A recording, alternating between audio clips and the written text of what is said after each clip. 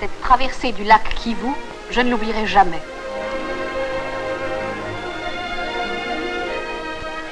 Un enchantement.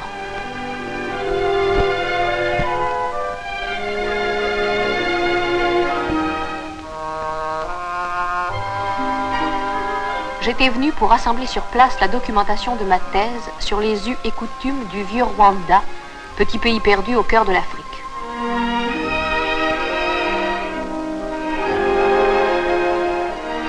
Une chaîne de volcans sépare au nord le Rwanda du Congo.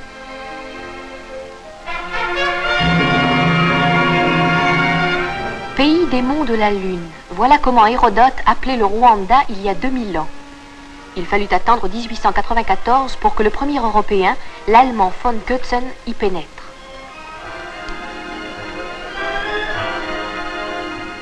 Un ancien cratère a formé le port où je quitte mon navire, et le sol que je foule est d'origine volcanique.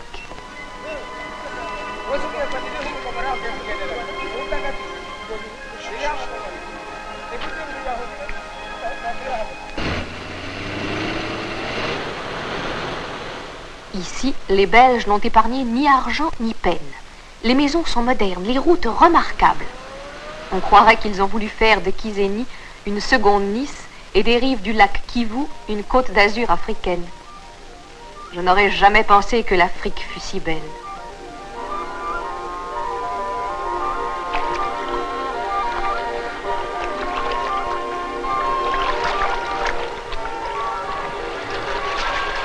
Je ne puis résister à cette eau si merveilleusement bleue.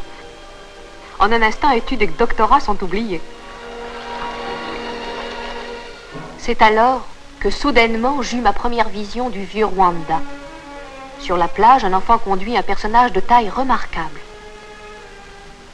J'apprends que ce vieillard avait jadis fait partie de la cour et qu'il avait osé livrer la reine-mère au regard curieux d'un blanc. Le châtiment fut affreux. On lui brûla les yeux au fer rouge. Ce contraste entre hier et aujourd'hui me fascine et m'horrifie tout à la fois. Le lendemain matin, l'oiseau héraldique du Rwanda, une grue couronnée, se promène devant mon hôtel. Mais voici Boulécha, le petit marchand de souvenirs qui me rend visite.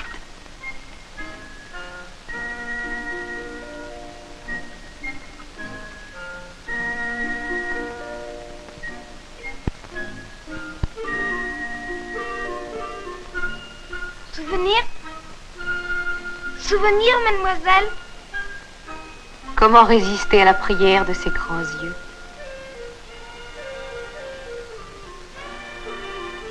Acheter à ce charmant petit garçon fait presque plaisir. Merci. Merci, mademoiselle. Au revoir. Au revoir. Au revoir. Le voilà donc, le visage de la jeune Afrique. Il y a aussi des blancs très bons. Mademoiselle est gentille. Le jour suivant, j'étais déjà partie lorsque j'entendis Boulécha éternuer derrière moi dans la voiture. Il s'était caché entre mes bagages et s'était renversé toute une boîte de DDT sur la tête. Je lui lavai le visage. Il fallut bien emmener le voyageur clandestin qui rayonnait. Ainsi, Boulécha devint mon guide. Pour mieux l'habiller, je me rendis au marché le plus proche. Les commerçants de l'endroit sont des Indiens qui vendent un peu de tout.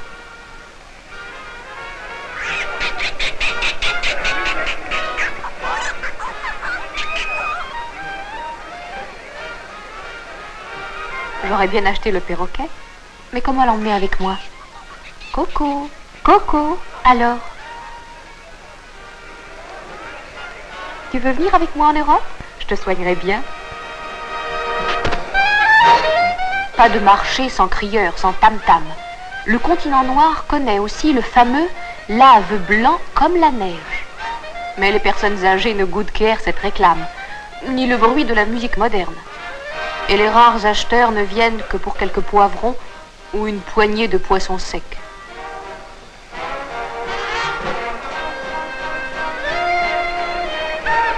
Quant aux vaches, elles sont vendues avec la peau et les os.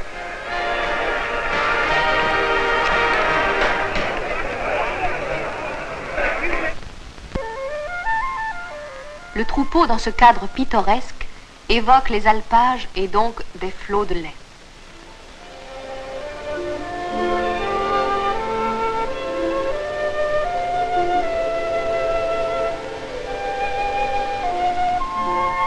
Mais c'est une erreur.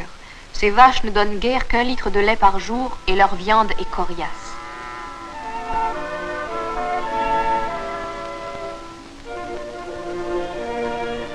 Ce pays qui semble immense est en fait trop petit pour sa population. 3 millions d'habitants. 85 au kilomètre carré, densité la plus forte de toute l'Afrique.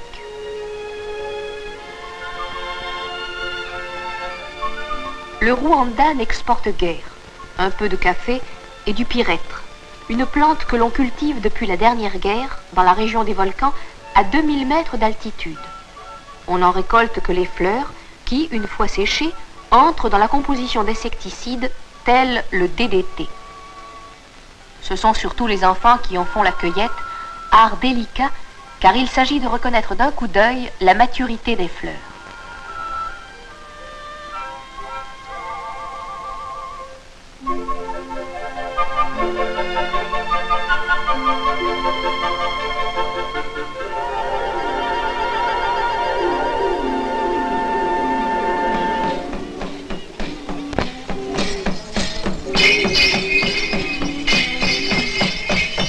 Les danseurs Batutsi du Rwanda sont devenus célèbres. À l'origine, ces danses étaient exécutées avant les guerres afin d'accroître l'ardeur au combat. Peu à peu, elles se sont transformées en un véritable spectacle riche en couleurs et en rythme.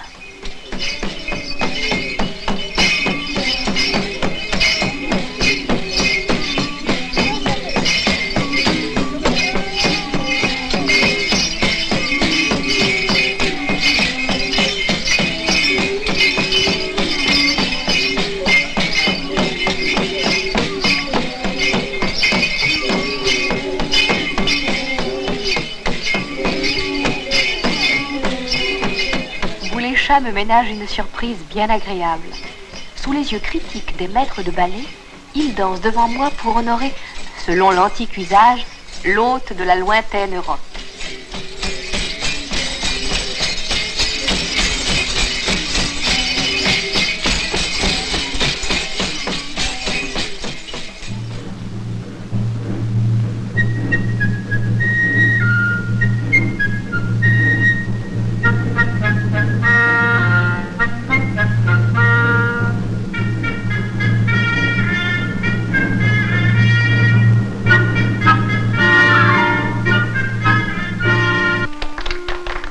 Charles Mutara Rudahigwa, roi du Rwanda, a eu la délicatesse de m'inviter à voir le kalinga et les autres tambours sacrés qui sont placés dans un bâtiment spécial, sévèrement gardé nuit et jour.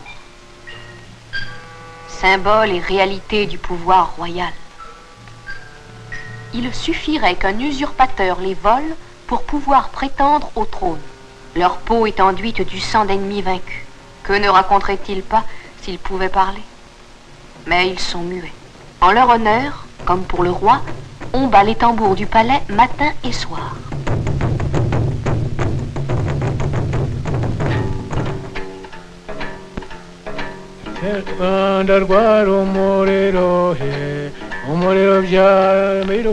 Le soleil s'est couché. En compagnie de l'historien Alex Kagame, j'ai le privilège de pouvoir entendre chanter les troubadours. Ces ballades qui se transmettent de père en fils depuis des siècles chantent les hauts faits du Rwanda.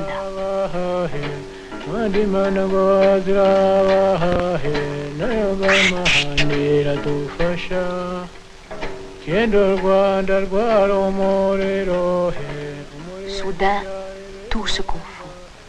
Chanteurs, mélodie primitive. Et devant moi, surgit l'esprit du Rwanda lui-même pour me raconter l'histoire étonnante de son pays.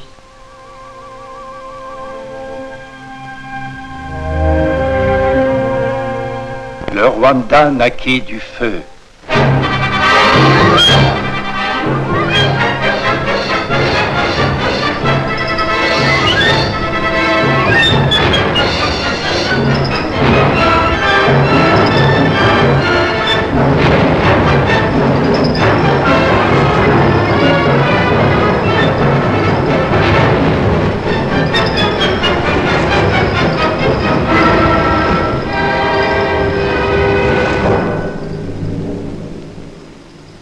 Puis vint le jour.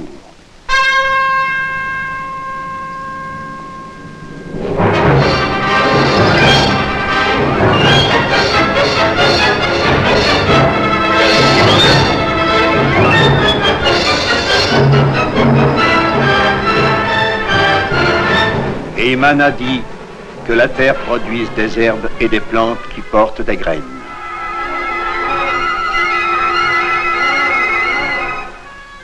Que la terre engendre des êtres vivants de toute espèce.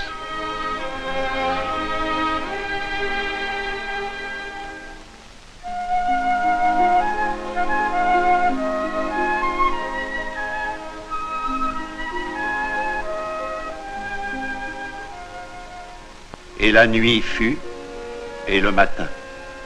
Et Imana vit que c'était bien. Imana dit que l'eau bouillonne d'êtres vivants et que les oiseaux volent sous les tentes du ciel.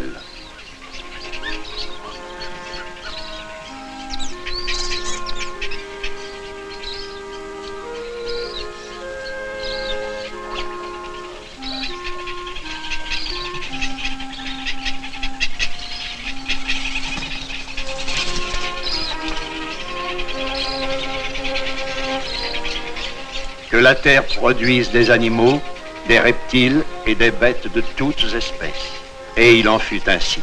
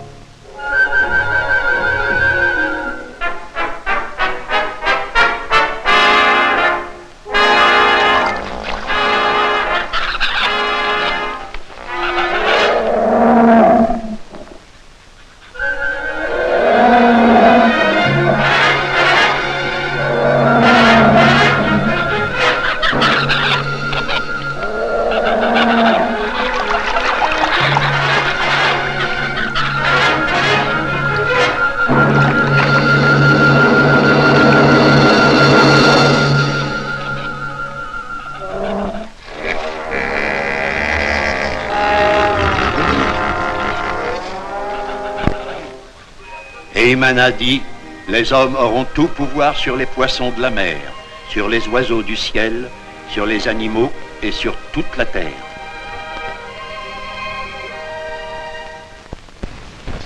Les premiers habitants du Rwanda furent les Batwa, nains par la taille, mais endurants et courageux.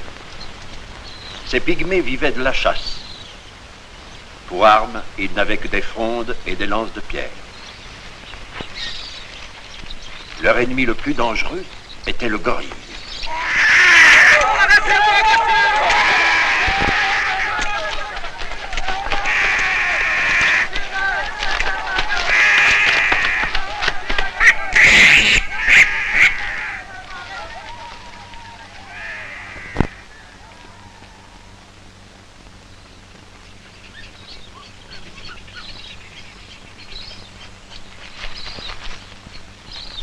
Ils vivaient dans la forêt vierge, sans besoin ni souci, en union avec la nature.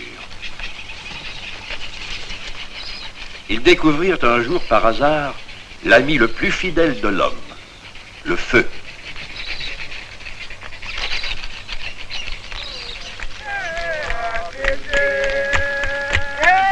partir de ce moment-là, ils dansèrent tous les soirs. Les flammes dansaient aussi.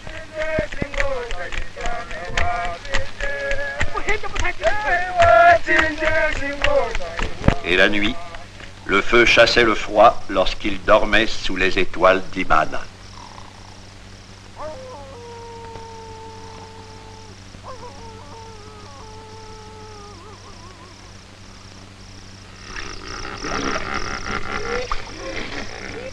La crainte leur était presque étrangère. Cependant, l'un d'eux montait chaque nuit la garde pour que toute la tribu puisse dormir en paix jusqu'à l'aube. Au réveil, ils n'avaient qu'un souci, la chasse pour nourrir femmes et enfants. Mais tout cela changea d'un coup. Un éclaireur revint un jour hors d'haleine. « Écoutez, dit-il, ce bruit là-bas dans la forêt. »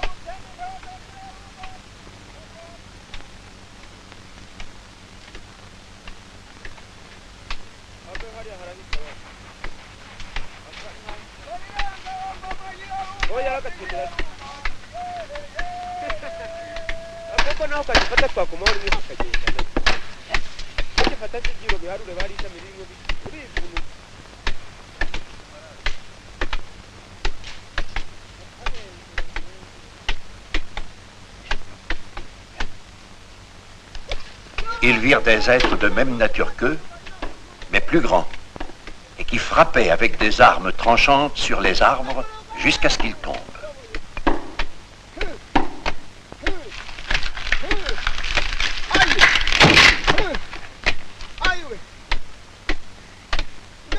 Ils comprirent vite que c'étaient des hommes, mais ces instruments magiques qui mangeaient le bois les laissaient perplexes.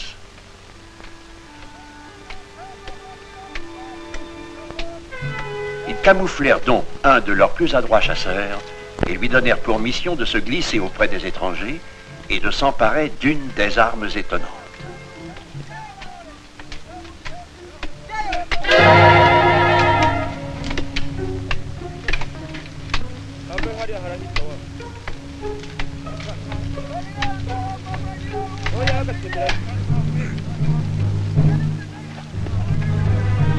C'était là bien autre chose que leurs instruments de pierre, lourds et primitifs.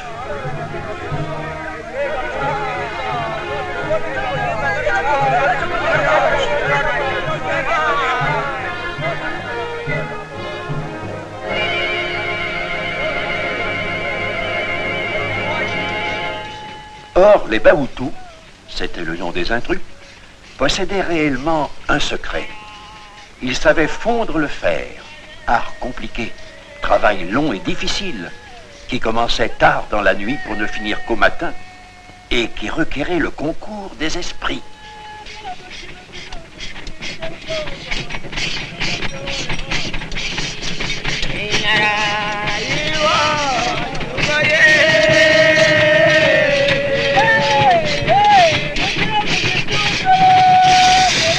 Moment palpitant que celui où le fer vierge prend la forme d'une lance. Les Batois, en échange de la viande de chasse, espéraient recevoir quelques lances de fer.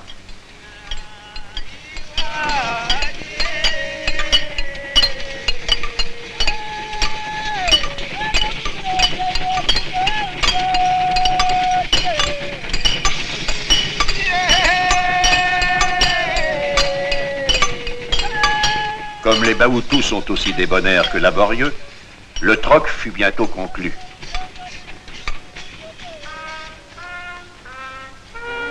Un rêve immémorial se réalise. Les Batois vont enfin pouvoir chasser le plus fort et le plus puissant des animaux, l'éléphant.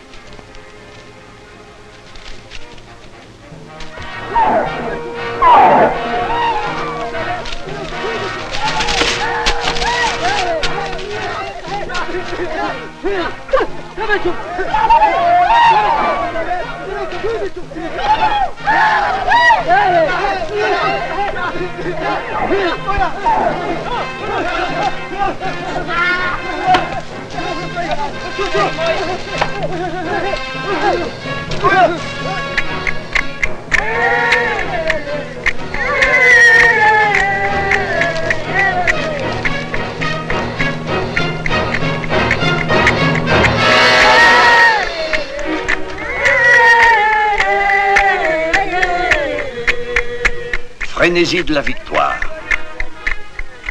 Ils ont des montagnes de viande. La tribu a des provisions pour longtemps.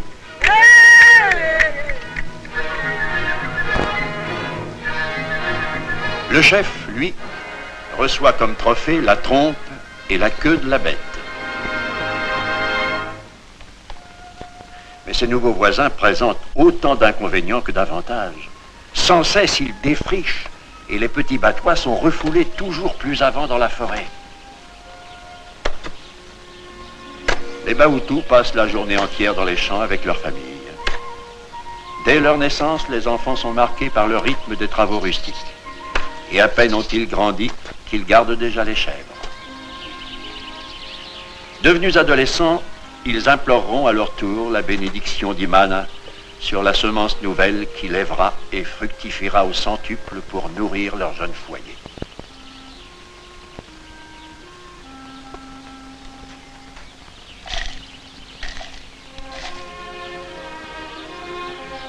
Dans la vie des Baoutous, nulle aventure, nul événement. Ils accueillent toutes choses avec un calme suprême. Le retour de la sécheresse et la saison des pluies, celui des semailles et de la récolte. Tout est simple, car tout est dans la main d'Imana.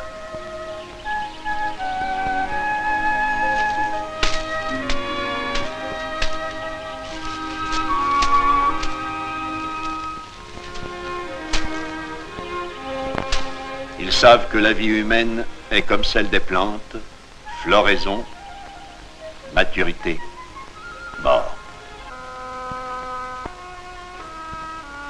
Lorsque leur dernière heure est venue, ils n'ont pas peur. La mort n'est que l'accès à une nouvelle vie dans le royaume des trépassés. Pour abréger les angoisses du mourant, la coutume veut que les proches l'aident en l'étouffant avec du lait.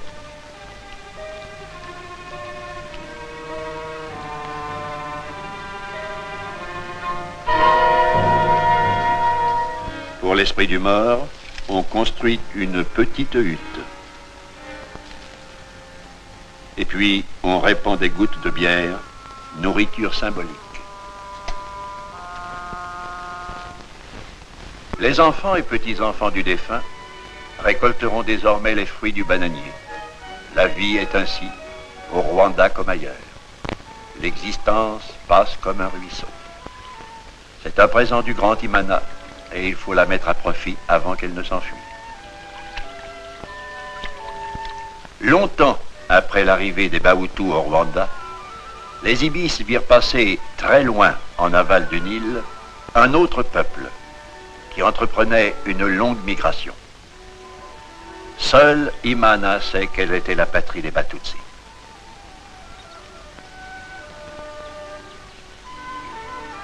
Moi, l'esprit du Rwanda, je sais que les anciens Égyptiens mentionnent dans leurs hiéroglyphes des géants sous le nom de Kaouchou.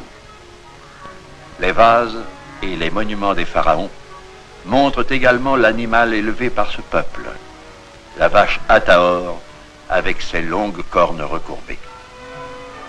Quand le sable du Sahara envahit leur pays, le peuple pasteur des Batutsi fut contraint de chercher de nouveaux pâturages. Ils rassemblèrent donc les troupeaux et un beau matin résonna un long appel.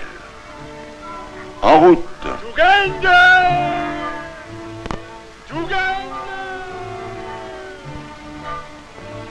Et lentement, ils partirent vers le sud, vers le cœur de l'Afrique.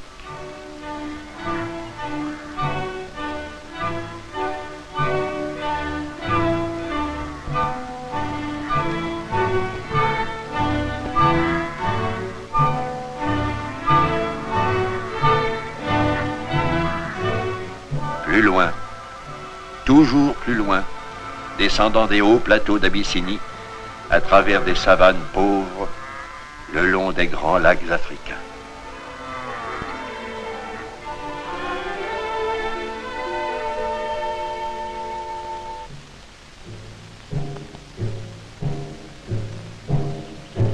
Enfin, après des années de marche, ils franchirent les dernières montagnes.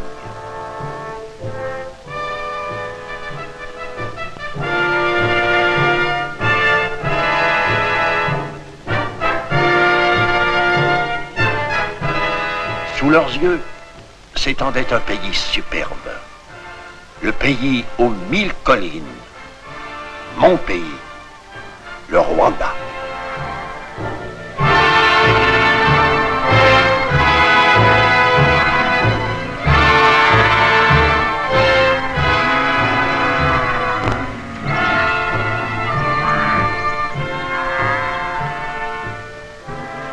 Je me souviens encore très exactement du jour où les Bahutus aperçurent pour la première fois les nouveaux venus.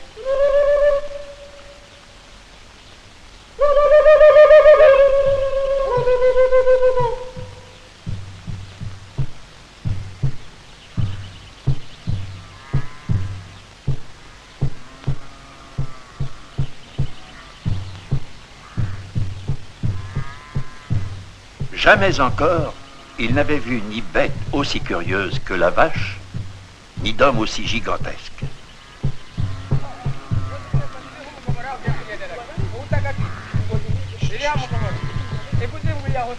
Or, les Batutsi étaient aussi subtils que grands. À une guerre, ils préférèrent l'occupation pacifique. Avant même que le chef Mobutu pût prendre une décision, ils lui firent accepter une très belle vache et son veau.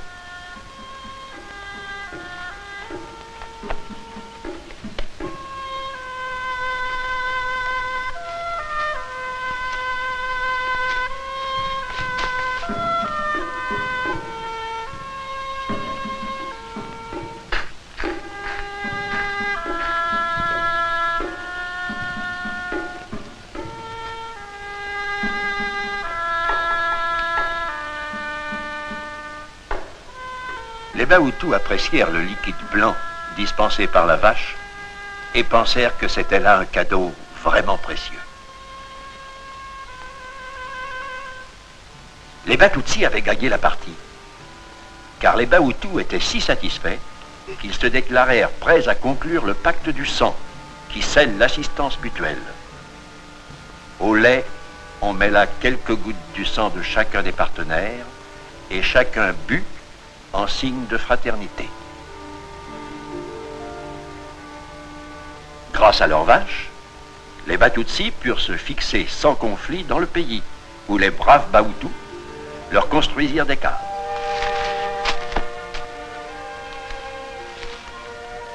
Les pasteurs purent dire un adieu définitif à la vie nomade. Leur nature vagabonde avait enfin trouvé le repos. Les jeunes filles Batutsi surtout s'en réjouissent. Elles parent leur demeure enfin stable de vanneries et de nattes de couleur. Elles préparent aussi le beurre.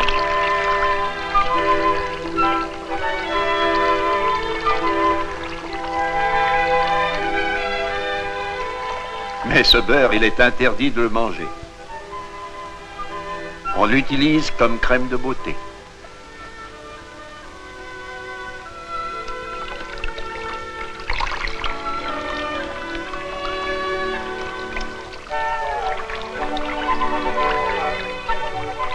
Pendant ce temps, les hommes et les enfants de la tribu s'exercent au tir à l'arc.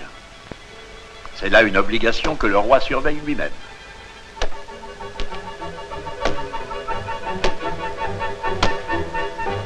Souvent, le monarque apparaît à l'improviste pour encourager les compétiteurs. La couronne de perles est l'emblème de sa dignité. Et tous de battre des mains, honneur qui est réservé au souverain.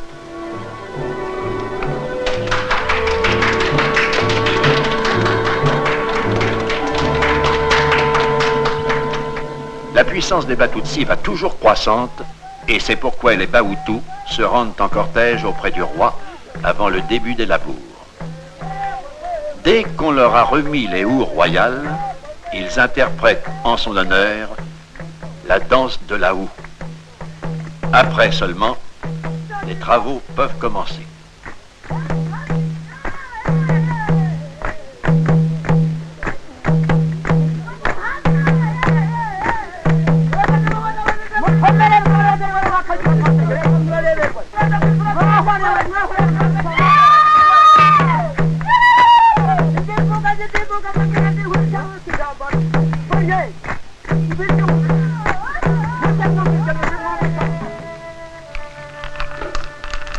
Le jeu est la passion des Batutsi. Même l'arrivée d'un Mohutu chargé de cadeaux ne leur fait pas abandonner leur partie.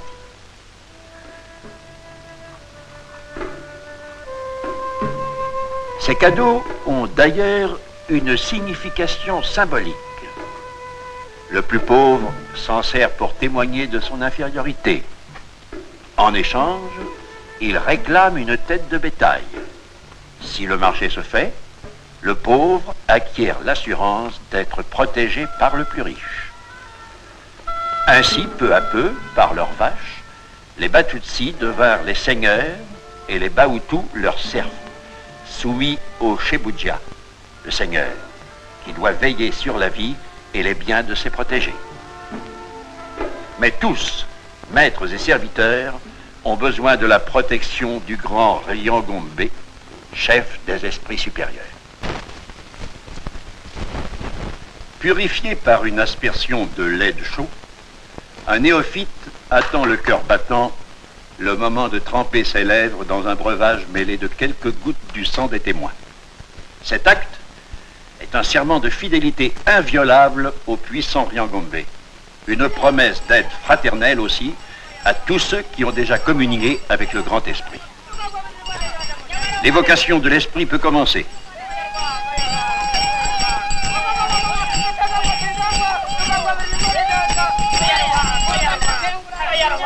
Ils font d'abord une offrande,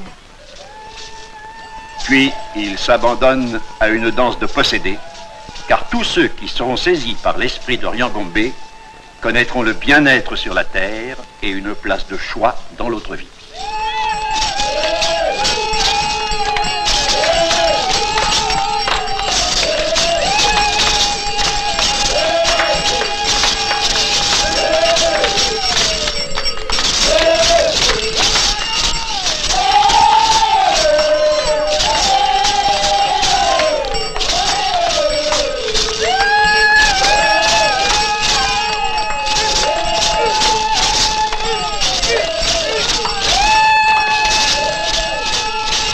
Cependant, la puissance des chefs Batutsi s'accroît toujours.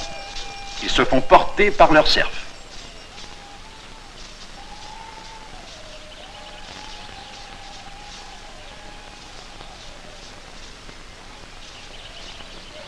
La puissance du roi devient telle qu'on l'appelle fils d'Imana.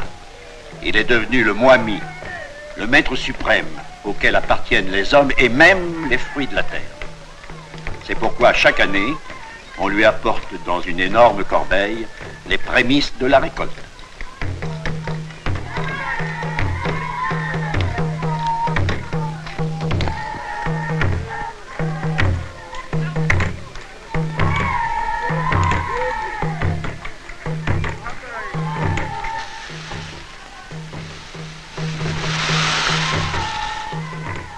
Le chef des Abatsobe prie le Mwami de toucher le millet de ses mains pour signifier qu'après Imana, il est maître de toutes choses et peut en disposer à son gré.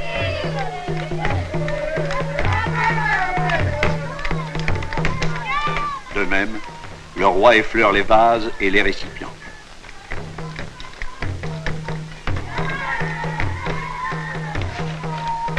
Lorsqu'il s'est retiré dans sa case pour goûter aux aliments apportés, le peuple attend à l'extérieur.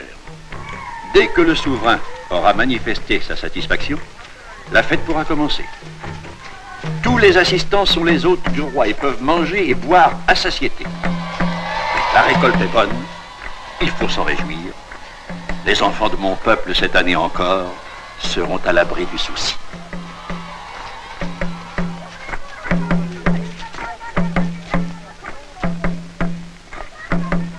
Mais mon pauvre pays connut aussi des époques de sécheresse et de famine.